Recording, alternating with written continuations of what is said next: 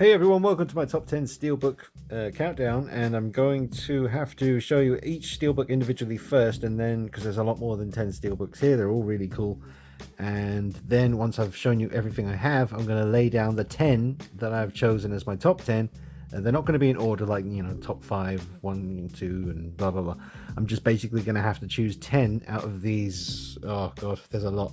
1, 2, 3, 4, 5, 6. No, I can't even count them. I'm surrounded by Steelbooks. So I'm just going to literally show you each one and then choose 10 and lay them all down on the desk here, and we can take a look at the end of the video and you can see what my top 10 or my 10 chosen Steelbooks are.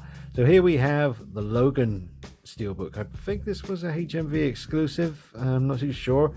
But, in the UK, we have a place called HMV, which looked like it was going to be shutting down for good, but thankfully I think someone rich bought them out and now they still exist. So yeah, HMV, look at that artwork inside, man. Really nice. Don't be surprised if this makes the 10 that I choose at the end. Really nice inside. This also came with the black and white version of Logan in a beautiful little just a little cardboard sleeve that was inside the Steelbook. So there is that awesome version of Logan. So glad I got this. I think I really would have regretted this if I had let this slip by. I remember seeing it in the shop and thinking, damn, I can't really afford to get this at the time, but I did, and it was worth it, Absolutely awesome. Alright, next we have Wonder Woman. Again, I got this from HMV. Not sure if that was an exclusive to them, but it's alright.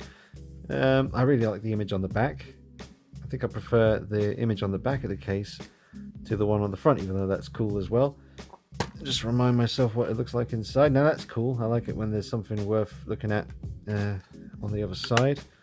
And that's basically just going to be, I think, I don't really want to go to the whole trouble of getting rid of that. It's probably just her using a shield to block a incoming projectile of some kind. But anyway, there you go. Really nice. There is Wonder Woman. That's very nice. That may make the 10 at the end. We'll see. Ooh, now we got a good one. Fight Club. This version is so cool. Just had to buy it, man. Had to get this one. I forget, what kind of exclusive it was as far as where to get it. I just remember seeing it and thinking, there's no way I'm not getting this one. So, really nice. Beautiful, vibrant case. Really cool artwork. Let's just have a look inside. Oh, no, that is absolutely awesome. Look at that. That's what I'm talking about right there. Playing golf outside number, whatever it was, Paper Street. Awesome film. Absolutely incredible Steelbook. Essential. Gotta be done. Oh, look, there you go. More awesome artwork on the back as well. That will be in the chosen 10 at the end. Spoiler alert. Come on. And Justice League. I don't know why I bought this. I just, I guess the slight completionist in me. Or completist? Is that the word? Yeah, I just felt like I should have it, seeing as I have, a lot of the other DC films. I own them, so I thought, I'll own this too. Kind of regret it. I mean, the Steelbook is nothing special. That will not be seen in the chosen 10 at the end. But anyway, there you go. What's inside? Oh, it's just going to be... It's nice that it's there. It's the image of them all standing together. So obviously you know what the other side looks like if you've seen the promotional artwork and stuff. Alright, there you go, Justice League. And what's next? Oh, now this was one of the very first Steelbooks I ever bought. For, reasons that may be obvious to you or may not be obvious to you. Megan Fox is just a fine specimen. I just wish she was doing more films, man. I know she had a baby and she decided to focus on being a mum and stuff, and fair play to her, but god, she was just, I mean Vampirella. If they made a Vampirella movie with Megan Fox as Vampirella, just forget about it. I mean, it's ridiculous. But anyway, this is a absolutely stunning Steelbook. Look at how the raised title, Megan Fox, Jennifer's Body, it's all raised. I forget what's on the inside. Oh god, yeah, she's feasting on the other character's boyfriend. That's really gross. Maybe choose something else for the inside. I mean, it's cool that it's there. It's a little bit graphic for my taste. I mean, just something similar to the front would have been more pleasing to the eye. But anyway, that is an absolutely stunning steelbook. The film itself, I ain't gonna lie to you, I bought this just purely because of how gorgeous she looks on the front cover, and I just wanted to own it. But yeah, it's distracting. Yeah, the film is fine. I thought she was pretty good in this, to be honest. I mean, she gets a lot of flack for I haven't seen much that she's been in. I guess I've seen the original Transformers, and what was she in part 2 for that as well. But I just remember when she first gets attacked and then she turns into a demon or whatever it was. It's been a while since I've seen it, but I remember when she comes back to her friend's house and it's nighttime and it's in the kitchen, and she's really, really like creepy in that scene. And then it goes a different sort of direction and loses that particular kind of feel. But that first scene where at night where she comes back to her best friend's house and she's really out of it and her eyes are completely demonic, and that's an awesome scene. But anyway, that is an amazing steelbook. Might make it into the 10 at the end, who knows. Ooh, now we got a sweet one. I haven't actually watched this yet. I mean, obviously I've seen the film Alien, but this is the 40th Anniversary Steelbook. Had to get this. Well, didn't have to, but there was a voice in my head telling me that that was the case. Look at the back, man. Absolutely awesome. Wow. Really, really high quality as well. Sometimes with steelbooks, they just don't feel as it's like maybe the Justice League one that I held up a minute ago. That doesn't really feel in your hand like an expensive steelbook, where this one really feels like major high quality stuff. I mean, the finish on this, the artwork is so stunning. I have to just want to be careful with this because I forgot it's got the HR Giger artwork under there. Do you know what? I suppose I should really, because this isn't something that a lot of people will probably own yet. But there you go. There's the original HR Giger artwork. And I've still yet to watch Alien and 4K, the full 4K madness, which I will do at some point soon, or Ultra HD. So one of my favorite films of all time, I guess. When I was watching Stranger Things season 3 on Netflix, and that moment when the guy who worked in the video store, pointed at the guy, the two characters who wanted a job at the video store, and just said, "Top 3 films, go." And I thought to myself, Alien, Taxi Driver, and Batman Begins. That would be me. So those are, Alien is one of them. This very well may turn up in the final 10 at the end. Absolutely stunning. Then we got Kong, Skull Island, 3D. You won't be seeing this at the end of the video. It's alright. Oh, I kind of like that though. That was, it wasn't really the front that sold me. I mean, it's kind of cool, but I remember when I was in HMV, another HMV pickup, and I turned it over and I was like, ooh, that's nice. I just like it. So, the film's alright. It's not too bad. What's on the inside? I forget. Is he fighting a big thing? I really have no idea what's going to be waiting for me here. I think the disc looks nice. I love the artwork there. That's really cool. That's all right. It's nice that it's there. It's not that interesting to look at, but I'm not going to complain about it. It looks pretty cool. I haven't seen Godzilla King of the Monsters yet, so I guess I'll be waiting for that to come out on Blu-ray, and I'll pick that up regardless of what the reviews said. Some were good, some were bad, but it's Godzilla and Mothra and all the rest of them, so I'm going to be buying that. Check that out at home, comfort of my own home. That's what I like about sometimes waiting for the Blu-ray to come out rather than going to the cinema. I know Godzilla and King Kong is something that you really should see on the big screen, but for whatever reason I didn't end up seeing Godzilla this time around at the cinema, so I'm looking forward to picking that up at home. And here we go, Halloween 2018 H40, whatever you want to call it. Here is the Steelbook. A lot of people have this. It's nothing you've probably ain't seen before. I do like the image on the back, and do love that artwork on the front, and the way it kind of reflects the light and kind of makes the hair look, I mean, look at that. It's really, really cool. I wouldn't be surprised if you see this at the end of the video in the chosen 10 out of the many on display here. But there it is, Halloween 2018. Really, really, really cool Steelbook right there. And now we come to some video game steelbooks. I decided to include the video games that I have steelbooks of because they are steelbooks. The video says, probably says top 10 steelbook picks, so technically this counts. So anyway, Red Dead Redemption 2 by Rockstar. Absolutely incredible game. Amazing. The Steelbook is nice, man. It's not overstated. It's classy. It's tasteful. It gets the job done, and I like it. I can't remember what's underneath here. Alright, some really cool artwork, and I'm assuming on the other side there's like another bunch of guys facing that direction too. Let me just check it out. Maybe some of you guys haven't seen this before, but that is nice. That is nice. A Steelbook scope. They didn't scrimp. They didn't cut corners. They presented a fine package, and I just remember, I remember me and Nick I was talking to him before this came out, like literally a couple of days before it was finally released. You know, when you're waiting for a game like this, it feels like forever. And I just remember thinking to myself, you know, the game's not going to be crap. You know, we know that.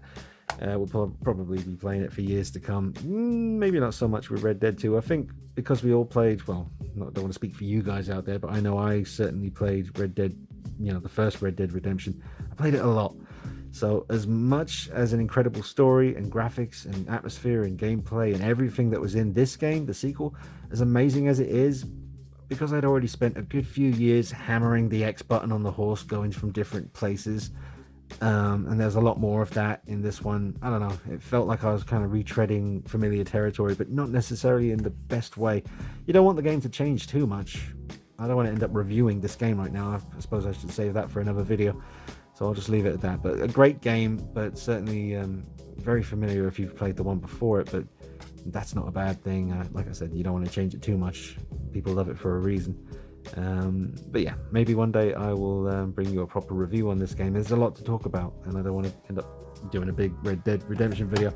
So here we have another one, Days Gone, which is a PS4 exclusive, and a game that I really enjoyed. I'm not too sure how many of you will have seen this Steelbook version of the game. I almost didn't pick this up at all, the game, you know, I almost didn't get it at all. So I went into the local shop, and the day it was released, I was going up to HMV again to have a look at their Steelbooks and Blu-rays and stuff, and then I remembered this was out that day, and I went into the store, and I remember seeing a few reviews for the game, kind of lukewarm reviews, not too impressed, mostly like 7s out of 10s and stuff like that. But I was just going to get the box version, just the regular one, and the lady behind the counter said to me, "You sure you don't want to get the Steelbook?" And for some reason, a voice in my head just said, "Get it." So I spent the extra £15, I think it was. Was it extra 15? Maybe an extra 10, I think. Whatever it was. I decided to roll the dice and get the Steelbook, and I'm really glad I did, because I loved the game, and it took so long to finish this game. It was so good value for money, this game. Forget about it. I guess you'll either love it or hate it. I loved it.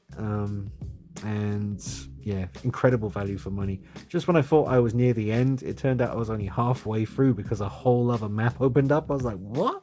You kidding me? I mean, £60, whatever it was, £63, I think it was exactly. One of the best £63 I ever spent. So there you go, Days Gone, Steelbook, very good. And now moving on to another game. This game I absolutely love. However, the Steelbook I don't love so much. It's a cool, interesting kind of veering off to the left, like a sudden departure from what you'd expect. I mean, this would have been incredible if they had some of the artwork that they had for the game, Alien Isolation, of the Xenomorph itself. They had some really cool artwork where it's really close up to its face, with the mouth open, the inner mouth coming out, the drool, and the way the light was reflecting off it all. It was absolutely stunning, and I know that would have translated so well to a beautiful Steelbook. But unfortunately, we just got this very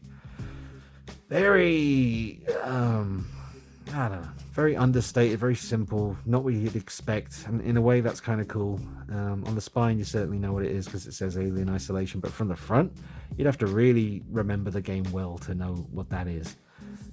So yeah, I love the game, so I wanted to support it, and I wanted to own, you know, the best version possible, because this is just something I absolutely love. I don't really love survival horror games too much the older I get, because the older I get, the more I just don't seem to like stuff like that very much. I guess I'm worried about my heart rate, because I'm playing stuff like, I try to play like Resident Evil 7 Biohazard, I think it was, or was it Resident Evil 4 or 7, whatever it was. The one where you're in the creepy house and the family are all unkillable, and one's a spider woman, and all that stuff, man. Nah, I'm getting too old for that, man. I'm worried that I'll just die. For real. Here is a Steelbook for Call of Duty World War II, on the Xbox One. Now, I guess this was kind of like a trust thing, because I remember playing the original. Well, actually, that was Medal of Honor, the one that I fell in love with back in a long time ago on the PS1. Saving Private Ryan had been out a little while, and the first Medal of Honor game came out on PS1, and it was so amazing. And I remember sometimes I would go and look after a band rehearsal studio when the owner was busy, and I'd look after the place for him. And he had a PC, and he had Call of Duty on the PC, and one of the levels was the D-Day landings, and I just remember thinking, I loved it. So I trusted this one. I decided to pre-order the Steelbook version of the game before I ever played it, and before the reviews came out. I figured, it's Call of Duty, it's not going to be terrible, surely. They've had plenty of practice. But anyway, I enjoyed it. It was alright. I gotta be honest, I would have only given this game about maybe a 7 out of 10. No more than that. I remember playing it all the way through, but not at any point, even during the first mission where on the D-Day landings on the beach there, I thought that was going to completely blow my mind. And I gotta be honest, it didn't. It was just good. But there's the Steelbook. I could take this. I could take it or leave it. It is a nice one, though. I mean, I got to admit, that's a pretty cool, Is that the same image? No, it's two. I guess you're supposed to open this up and see it as a complete, like that. Well, it could be better. It's nice. It's not blowing my mind or anything like that. And next, we have another video game, Hitman. Yep. They got their money out of me. I ended up, when it first came out, kind of digitally, you couldn't buy the physical game yet, but you could buy it on Xbox Store. So I bought it because I'm a huge Hitman fan. That's raised there, so that's really nice. But then months and months later, they released this Steelbook version, and there was just no way I wasn't going to get this. It's gorgeous, absolutely stunning Steelbook. Look at that. His eyes kind of catch the light as well. It's really cool. I have no idea what's on the inside because it's been a long time since I looked. That's really nice as well. And under here, okay, we just got a European section of the map there. But yeah, Hitman. You know what? For those of you that do remember all the Hitman games and have been playing them all these years, I'm sure a lot of you guys are quite young, so probably not. But those of you that are in your late 20s, 30s, early 40s, whatever, you'll remember, the original Hitman games. And Jasper Kidd, I think it was, who did the original soundtracks. I don't think he does them anymore because the whole mood and feel and vibe of the Hitman games has shifted. It's almost like a James Bond kind of feel to it now, and I don't like that.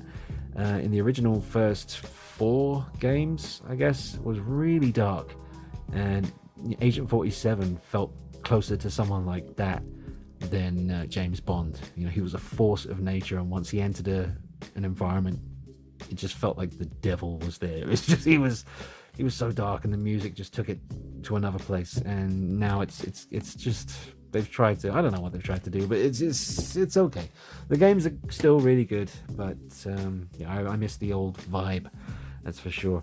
Here is Rise of the Tomb Raider Steelbook.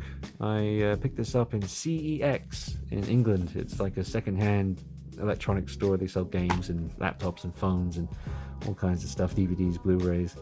So yeah, I picked this one up. I didn't enjoy this as much as the first one, where she, the proper origin story game. I did like it, but it was very much more of the same, just with snow everywhere for the whole damn game. So yeah, I didn't ever even play the third one of these. I think I actually did play a demo, to be honest, but then I didn't pick up the actual finished game. Just didn't really like the look of it. So I'm looking forward to either returning back to the original kind of Lara Croft that we had back in the early days. Not too sure how much that's going to fly now in the modern world that we live in. Lara Croft back then looks a lot different than how she looks here. But obviously, times change. We'll see where it goes. But wasn't crazy about this. But I did complete it and I did enjoy it. But I definitely enjoyed the one before this a lot more. That's the last of the games on Steelbook. Back to the movies, and we have quite a recent pickup for me, even though this has obviously been out a long time now. This is just a DVD Steelbook of Batman Begins, one of my favorite films of all time. So, lovely image on the back. It's in pretty good condition. I got this second hand off eBay. about maybe 2 years ago, and it's just really nice. I think it was actually French or German. It's not actually, well, it's in English, but I just wanted it because of the front cover. That's one of my favorite images. Not my favorite image from the promotional artwork for the film, but definitely probably my second favorite image. You'll see my favorite soon. But yeah, very nice. Just a nice, cool Batman Begins DVD Steelbook. And here we have Gremlins and a thumbprint or something. That's not good. Or maybe that's just from the original sticker that used to flap over the top. I hate it when they do that. Sometimes they put annoying stickers that leave behind a kind of mark. I suppose there's ways to get rid of that. But yeah, really nice. Steven Spielberg's Gremlins. Directed by Joe Dante, who did The Howling and a whole bunch of other really cool films. But that is a really nice one. It's very cool. It ain't Christmas until Gremlins comes on TV. And it's weird when they show Gremlins the day after Christmas, because that just throws me right off. But it's not the same watching it, with your own copy. It's got to be on TV, and other people are sitting around their Christmas tree watching it as well. It's just magic. So one of my favorite films there.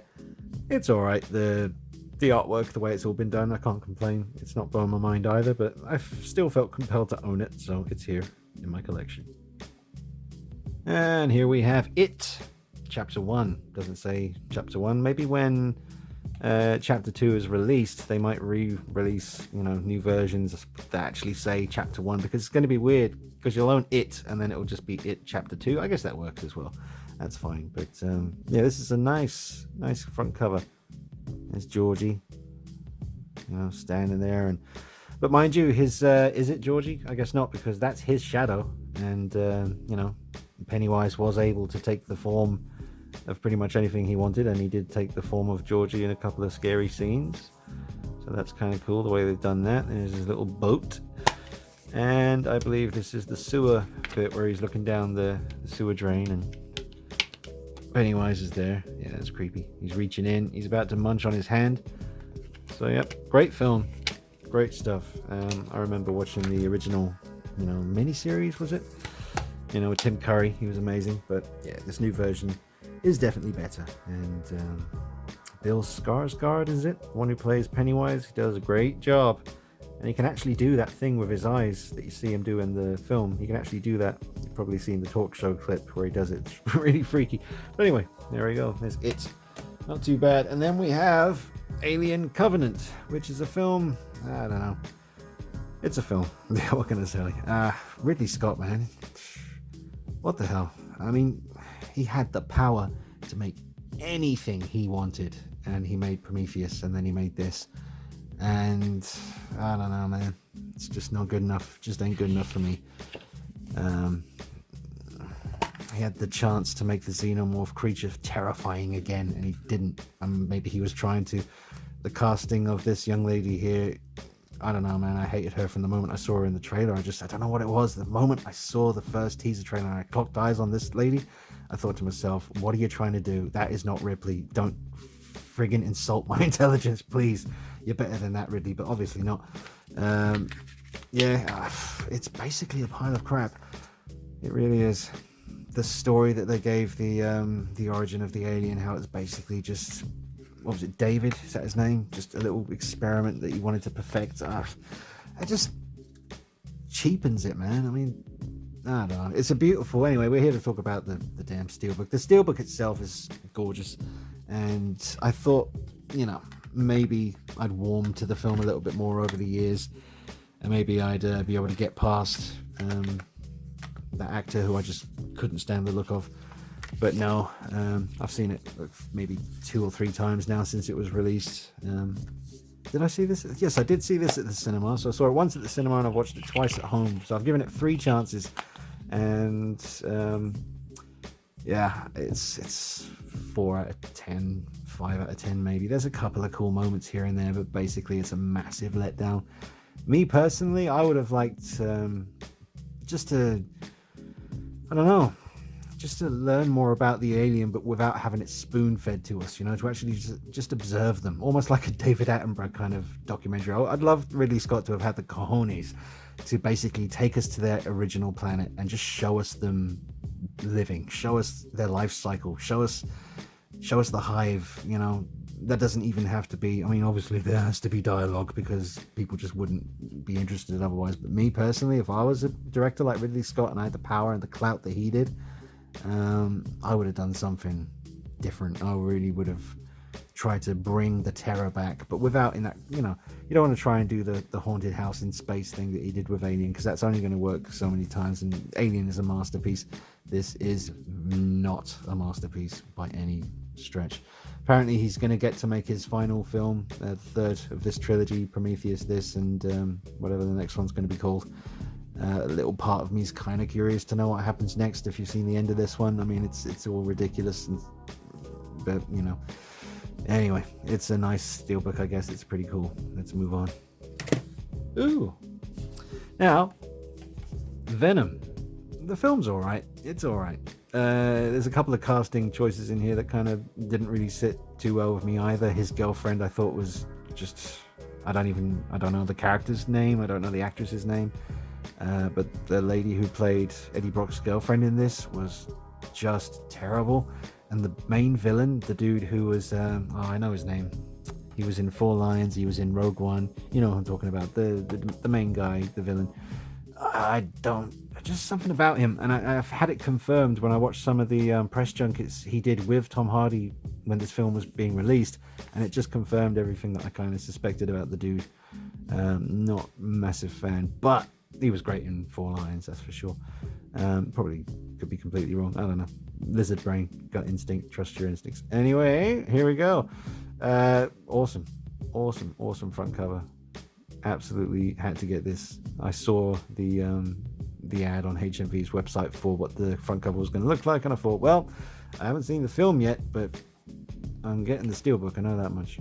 I'm just a little bit shallow, I guess, because I've only just noticed the eyes, the teeth. That's actually a cool little. I just assumed that was all black goo just going into that thing, but I just noticed that's actually up there. Very nice. Yeah, the film's alright. They're making another one. We'll see. But yeah, I had to own this. Very, very, very nice. That will probably be in the final 10 at the end. Ooh. Now we have A New Hope. Star Wars. I don't really like to mess with this too much. Do you know what? I've never actually unsealed that, so that's not going to happen. I might just leave them sealed. But there you go. I'll just show you all three. The original trilogy, present and correct, here. Gift from my mother for a couple of Christmases back. Absolutely amazing. I was absolutely blown away. I don't know how she knew that I'd want this. I mean, obviously she, raised me. She knows I like Star Wars when I was a kid, but yeah, absolutely stunning front covers. There you go. There's the original trilogy for Star Wars. There we have 1978 Halloween, John Carpenter's original classic. This is the 35-year anniversary version, and nice cover on the front, and nice spine, and a cool image of Mikey on the back. And inside, we don't have anything, I don't think. We got a cool book though, with some great images in there. You want to have a little look at that? You want to see it? I can hear some of the Michael Myers fans out there saying, "Show us the pictures. What have you got?" Let's see. I'm just trying to look for pictures of Michael Myers, really. Oh, what's that? Oh, okay. That's Deborah Hill, I think, wielding the blade. Yeah, man, absolutely love this movie. I was talking about this with Glenn Page because he watched it recently. He didn't really think it held up too well, and I mean that's obviously correct when it comes to any of the kills. Oh wow, look at that. That's a cool one right there. Sick image. There's those damn coveralls. What color were they? But yeah, the kills don't really hold up at all, but the atmosphere is still incredible, and Michael Myers is the best he's ever looked in the original movie. And the score, excellent. Really glad to have that. Oh, and now we have maybe a bit of a surprise edition. You can see my reflection. I look like a weird, like my body looks really thin. Like my head looks massive and my body looks really, really thin. I'm like, meh.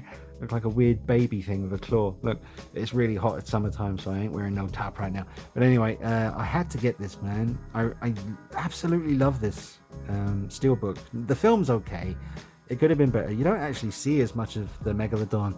It's a Megalodon. I love that bit. Every single time he said that in the trailer, I laughed. Every single time it was on TV. Every time it would come up on my phone when I'm watching a YouTube video and the ad would come on. Every single time Jason Statham looked at the camera and goes, it's a Megalodon. I'm just creased up, man. Brilliant. Absolute genius. Underneath there's just a big shark fin. That scene could have been so much more awesome at the end, with all the people, and God, what a wasted opportunity. God damn it. 12? No, this should have been a hard R, man. It's Megalodon. Behave yourself.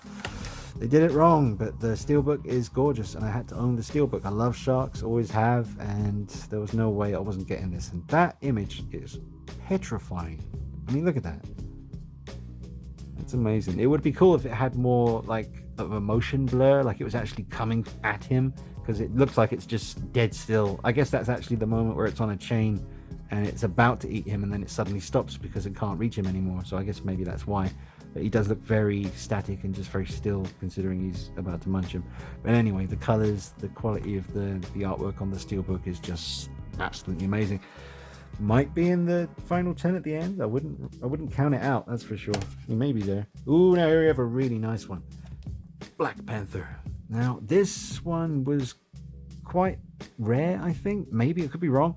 I remember kind of debating with myself whether I needed to get this or not. And I'm glad I did.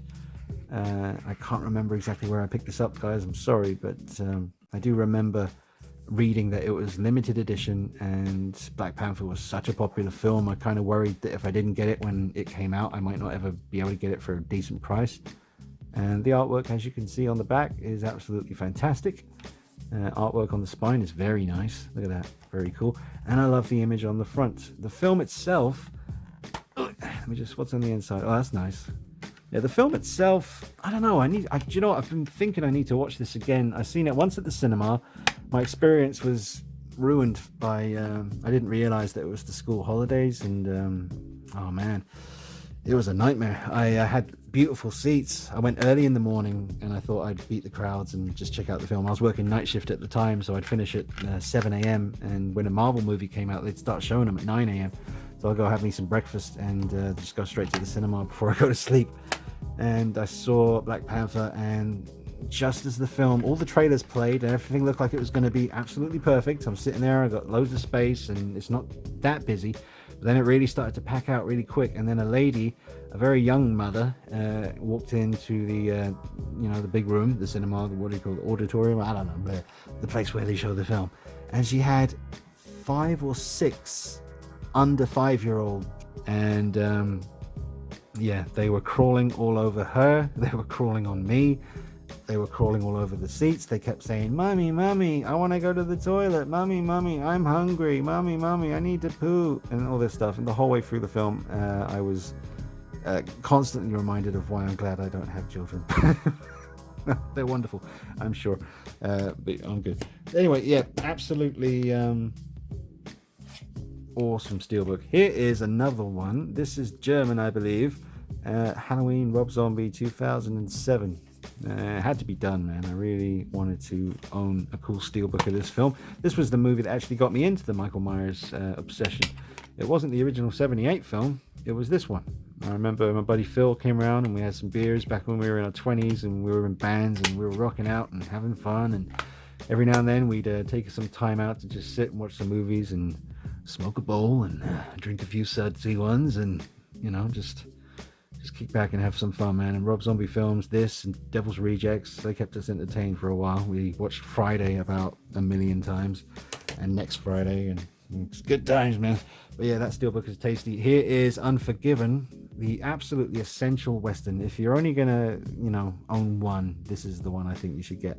I said to Nick when Red Dead 2 came out, just take an hour and a half out of your life just to watch it. I don't think he did, but honestly, man, it's necessary. This film is incredible, written and directed, I think. Well, it was definitely directed by Clint Eastwood as well as starring in it, but I think he wrote it as well. Amazing cast. You got what's his name? Is that Peter O'Toole? I hope I've got the right name there. An amazing actor, Peter O'Toole. I hope that's the right name. Morgan Freeman, obviously we know he's amazing. Gene Hackman, oh man. If you're not too familiar with Gene Hackman, he was Lex Luthor in the original Superman films with Christopher Reeve, and he's the bad guy in this, but he's not really the bad guy because he's like the sheriff of the town, and he's simply just trying to keep that town safe. He's very, very tough about how he goes about it. Way too overboard, really. He's bordering on psychopathic, but at the end of the day, he really is just trying to keep that town nice and peaceful. And then William Money here, Clint Eastwood, turns up, and obviously from the look of him, he just knows by looking at him that this guy is not, he's no priest, you know. He ain't there to spread the word of the Lord. He's there to to dish out the vengeance. But no, this film is absolutely amazing. Check it out, behave yourself, watch it, come on. I don't care if you're 30, 40, 20, 12, you should all watch this. Unforgiven. Come back and let me know if you do, man. Let me know in the comments if you do check this out, and let me know what you think. If you're a fan of the Red Dead games, you need to watch this, because a lot of those areas that you get to walk around in Red Dead were inspired by locations in this film, especially those kind of small towns with the saloon and the general store and all that stuff. You'll recognize it. You'll be watching this, you'll be like, oh my god, that's the place out of Red Dead 1 and 2. All right, and then we move on to two films. Literally, well, I don't know. The Hobbit, The Unexpected Journey. I need to watch this again as well. It's been a while. I don't remember too much about it. I remember I liked this one a lot. I was surprised that they managed to keep that kind of magical feeling to it that the original trilogy has. There's Gandalf, the original pimp, and beautiful inside here. Map of Middle Earth. Really nice. I suppose I've never given that to anyone before, so you can have that, I guess. It's too late now, but there it is. Yeah, The Hobbit, pretty good film, pretty good. Not a patch on the originals, but out of the this trilogy that they made, this was probably the best one. And then this is the other one I bought. Now I didn't go looking for these, I gotta tell you, and I didn't get the third one because I actually fell asleep during the third one. It bored the hell out of me. I thought the battle at the end was really over the top with the CGI, and the CGI was not very good for many of the scenes that I saw, that I was awake for anyway. I really did fall asleep during the third one, but these two kept me entertained, especially this one, and this one was great as well, but it started to head into that bit over the top CGI kind of territory. But yeah, I picked it up. I picked them both up when I was working night shift at that absolute hellhole I was working at, and next door to that hellhole there was a 24-hour big store that sold food, DVDs, phones, everything. 24 hours open. I used to go in about 3 a.m. in the morning when it was dead quiet and just have a little mooch about and see if there was anything that tickled me fancy. And I was very surprised that in their DVD section they actually had these steelbooks, because they never did have steelbooks. Like it's called Asda Supermarket, and they just never had stuff like this. They just had the regular versions, but they had these, and they were really inexpensive. Just, I can't remember the exact price, but they were definitely no-brainers. I saw them both and thought, whoa, you don't really see these very often. I never even saw these in HMV, so I had to get them. But I did not, as I say, pick up the third one because it was very disappointing for me. Now here we have the Dark Knight Trilogy. All three films, Japan exclusives. Now, I mentioned before about my favorite promotional artwork image from the film Batman Begins. This is that image.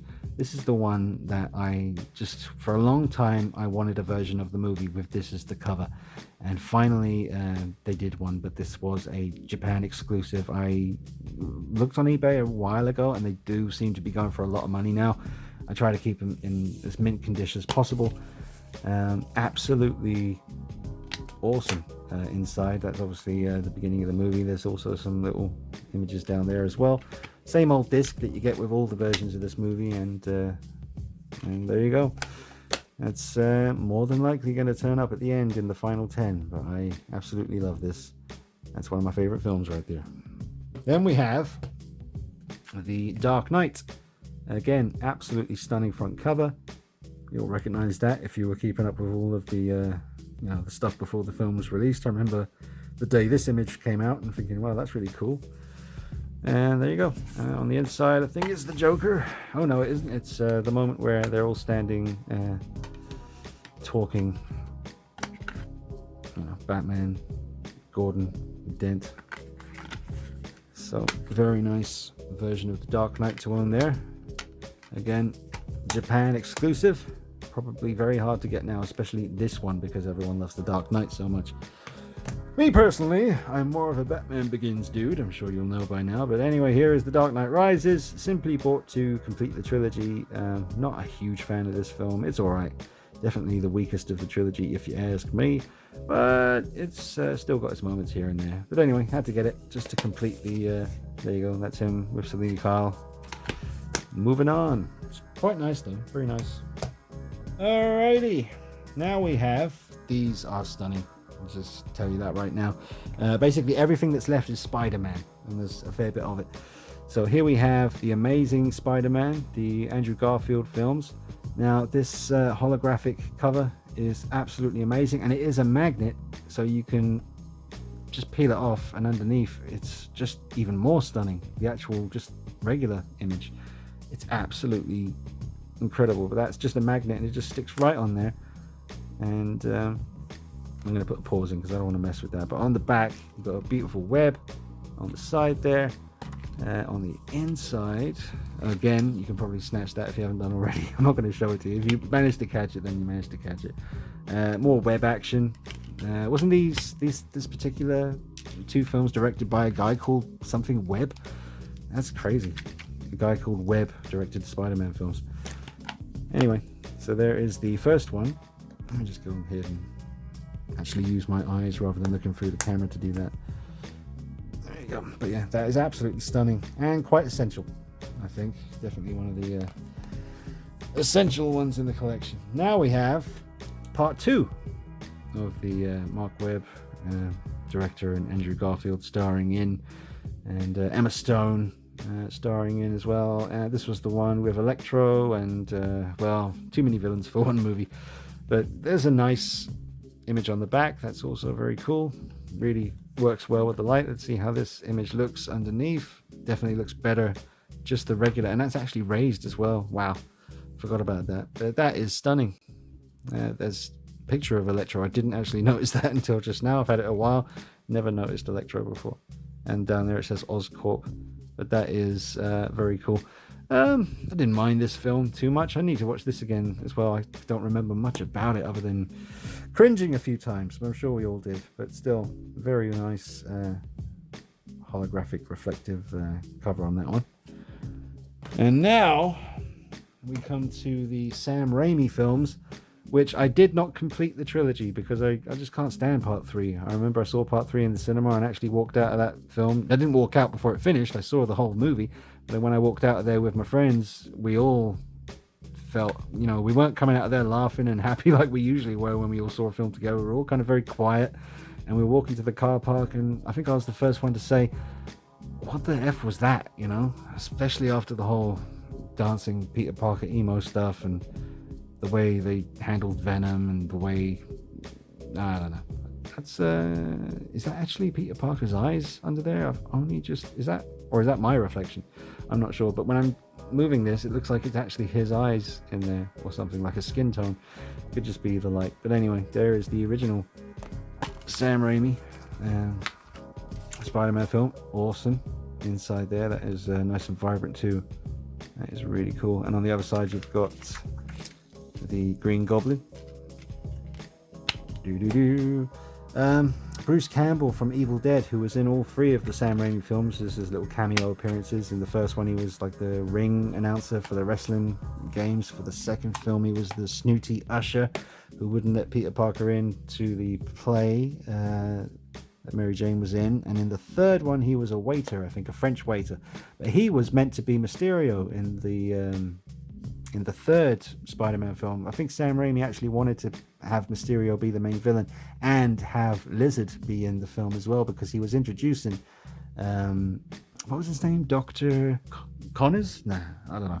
I forget. But the Lizard, who they introduced subtly in the first 2 films in his human form, as Peter Parker's teacher, who was, trying to urge him on to buck his ideas up because he had a lot of potential. And didn't Dr. Connors introduce him or make the connection with Dr. Octavius in the second film? Yeah, it's all linked. But Sam Raimi was told, no, we want Venom in the third movie and we want Sandman. So he was kind of forced into making the film that they wanted him to make. And I think that's why it was as bad as it was, because he just thought, you know what, screw you. If you want me to make a bad movie, I'll make a bad movie. I was going to make a good one, but, And here is the Amazing Spider-Man 2. I still think this is the best Spider-Man film ever made. I've seen people saying that Spider-Man Far From Home is the best Spider-Man film to date. People are riding the hype train, man. Seriously, it's riding.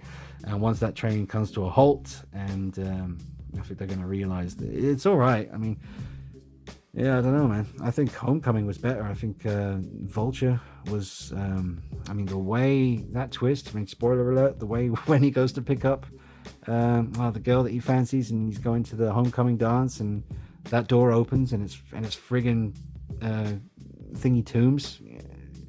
That was crazy. I was not expecting that. And then the scene when they're driving to the dance and he's starting to work out who Peter Parker is, and oh man, the tension and the fight at the end and just all of it, and the fact that Tony Stark just popped up a little bit. I love the way he did show up in the movie. Oh man, Homecoming's really good, but I still think this one is basically a perfect Spider-Man film. Homecoming is too, really. Maybe not though, depending on, I have agreed with a lot of points people have brought up about that, but I just think this is the best one to date. Look at that. That is absolutely stunning. It looks a lot better without the hologram on the front, I think, really, but that is absolutely amazing. Can't remember if I actually opened this up yet. I'm so discombobulated, but yep, there's the train scene, and that's an incredible sequence. And yep, awesome stuff. Always makes me laugh now when I watch this film and I realize that it's Joey Diaz in that train sequence. If you know who Joey Diaz is, if you watch Joe Rogan's podcast and stuff, Joey Diaz is in this movie. Yeah, there it is. Spider-Man 2, as far as I'm concerned, still the best Spider-Man film ever made. Prove me wrong. Shooting those webs. I need to hit a drink of water before I do these last two. Alright, now this is one of my absolute favorite Steelbooks. Regardless of the film, I just think this is absolutely stunning. I think this was a HMV exclusive. Now, obviously you've got Spider-Man in the Tony Stark tech suit, whatever you want to call it, on the front, and Iron Man in the background. I love the fact that you got the kind of real suburban, or just the real kind of, just the houses rather than a city on the front cover. It's just, it's really cool. You can see a little bit of Vulture's wing there as well, and it gets better. You can see the artist's name here as well, and the spine is gorgeous, and on the back it's even better. I mean, you've got the homemade suit, Vulture, and a big close-up of the mask as well. I mean, oh, and there's the Avengers Tower. Just absolutely stunning Steelbook. Just incredible. Check that out. So, yeah, like I said before, I do prefer this. At this time, at least, I've only seen Far From Home once, and I do think it was good. I thought Jake Gyllenhaal was great. He's always great in everything I've seen him in. There's a film, what's it called? Nightcrawler? The Nightcrawler? Or maybe it's just Nightcrawler. If you're a fan of, or if you enjoy Jake Gyllenhaal's films, but you haven't seen Nightcrawler, make sure you do that, because I think that's probably his best film to date, but that's debatable because he's done some really great ones. So one of the things that makes me like this more than Far From Home was just some of the things that they set up in this that just, they didn't carry over to the film. I mean, he was terrified of Aunt May finding out that he was Spider-Man, because everything that they kind of went through off screen with Uncle Ben dying, which they didn't show you in this film because we'd already seen it a bunch already, but they definitely hinted that they've been through, a really traumatic time, and, Aunt May was, obviously going through the loss of that. Still, you don't just get over that, something like that, in a week or a year, or even 10 years, but then at the end of this film, she sees him in the Spider-Man suit and she's like, what the F? And then you know, in the next movie, it just cuts straight to her high-fiving Peter, and she's really happy that he's Spider-Man, and she's just basically encouraging him to go out there and have bullets flying at him every night. Didn't make any sense. It just doesn't. And yeah, whatever. Yeah. And like, where did this obsession with MJ come from? He was totally not interested in her in this film. He was into that other girl, the one who was Michael Keaton's character's daughter. But then in the new movie, you know, because remember, in between the events of Homecoming, we had Infinity War and Endgame, and that's a lot going on. And then bang, is obsessed with MJ out of nowhere. And I guess that can happen when you're a teenager, or just to anyone. But you know, certain things that you expect to sort of carry over and have a continuing story just didn't. So whatever. Like I said, I've only seen Far From Home once at the cinema, so obviously I'll pick it up on Blu-ray because I want to have it to go with this, and I'll watch it again, and maybe I'll change my mind. But I definitely prefer this film to that one at the moment. So I think I've shown you everything. What was under here? I forget. Maybe I didn't. Got busy talking about stuff. So you've got pretty much every version of the film you'd want. I know now what the image will be. That's basically the one of him with the backpack, I think, and the headphones on, just chilling. So yep, that's very nice for the inside. Really nice quality. So you got the 3D version, the Blu-ray version, and the Ultra 4K version. And what's this? Oh wow, cool. I forgot about that. That's really nice. I assume this is going to be... Oh right, it's a cool little comic book. Well, for my eyes only, I'm afraid. There you go. So that is scrumptious. We've only got one left. But just take one last look at that. How nice is that? Seriously. Forget about it. Going to end the video with the last one, another Spider-Man. And I really do look like a weird deformed baby. I don't look like that in real life. It's just the weird reflection. I think... Never mind. It's like a Hall of Mirrors effect going on with that. Like, look at my arm. Weird baby. Anyway, we have Spider-Man Into the Spider-Verse. And I was really... I don't know. I mean, because I knew what it looked like. I guess when I bought this, I walked into HMV. I knew that this was coming out. I knew that HMV were going to have an exclusive Steelbook. They were also going to have all the other regular versions with a slipcover. I remember thinking, damn, the slipcover version is actually a better cover than this one. But at the time when I bought this was all wrapped in cellophane, and it had like a big piece of cardboard over here, had another piece of cardboard going across the top, so I could only see about that much. And I thought, well, that looks okay. At least you can see 3 different versions of Spider-Man or Spider-Girl as well. So you got Spider-Man, Miles, and Spider-Gwen. Was that her name? No, I don't know. I forget. I've watched it twice, and it's amazing. This Into the Spider-Verse is really, really good. But I do think this artwork could have been better. Definitely could have been better. I can't remember what's going on here. I need to have a look. I recognize the machinery from the movie. Are they hidden anywhere here? I'm expecting to just find a tiny little Spider-Man somewhere. Nope, I guess not. Nope. Anyway, yeah, not all that special. I'm glad to have it. I mean, it's such a good movie. And hopefully it's opened up the doors for kind of all kinds of possibilities now. I mean, now we know about the Spider-Verse, you know, the multiverse and all that. We're getting used to that now. It was a bit daunting when I first heard about all that. I thought, well, okay, really? But it's actually not that hard to keep up with. You know, the Spider-Verse, the multiverse, it all makes sense to me now. So yeah, I would be intrigued to see where they take it. And yeah, it makes me think of the video game, the Spider-Man video game on PS4, because Miles was in that one too, and I'm sure in the second game we're going to be swinging around with him, or get to be him. So now I'm going to choose the final 10 that I pick, and I hope you've enjoyed this quick little look at each one individually. Now let's move on to choosing the all-important final 10. Alright, so these are the final 10. Let me just make sure. 2, 4, 6... Wait, 2, 4... Oh, damn it, I can't count. 2, 4, 6, 8, 10. Yes, 10. It looked like less than 10 for some reason. Oh man, it broke my heart to leave Jennifer out. Seriously, that's such an awesome Steelbook, but, you know, had to be done. Sorry, but yeah, these are the ones I've chosen just for purely a shallow kind of, I like the artwork, you know. I just think that these are absolutely stunning Steelbooks. These are the 10, the final 10 that I did choose. Why is that there?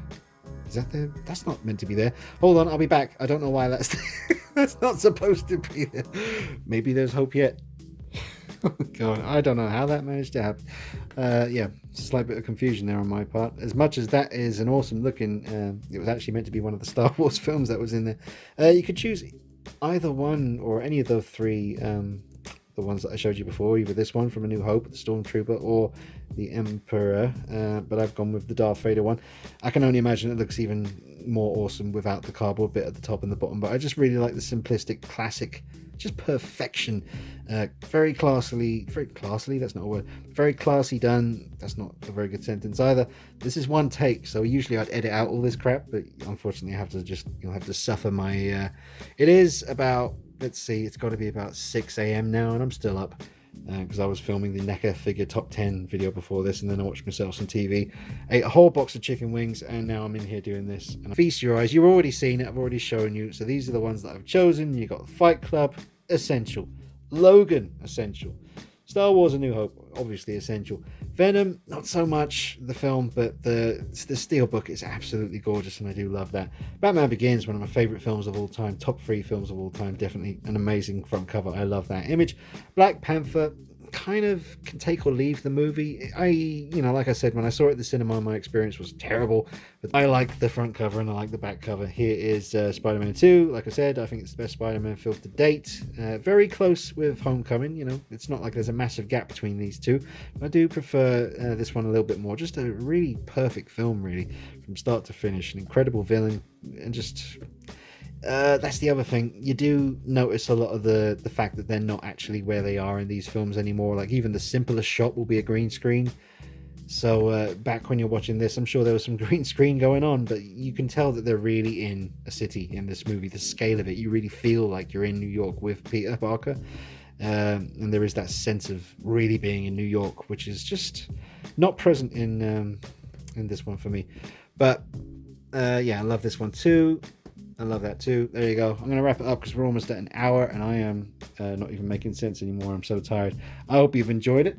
There are more top 10 videos coming. I made a little list over there of different top 10s that I'm going to do. I thought this one would be a quick and easy one to get out of the way. Turns out it was not quick. It was kind of easy, but it's certainly not quick because we're clocking in at 1 hour. I hope you guys have stuck with it, and forgive me for my splutterings and ramblings if I'm not 100% on the case like I usually am with the vocals. But yes, I'm starting to get a little bit weary now. All right. Let me know what you think. What would you have chosen out of what you've seen here as your top 10? If you can be bothered to let me know, that would be cool to read. And let me know if you enjoyed the video.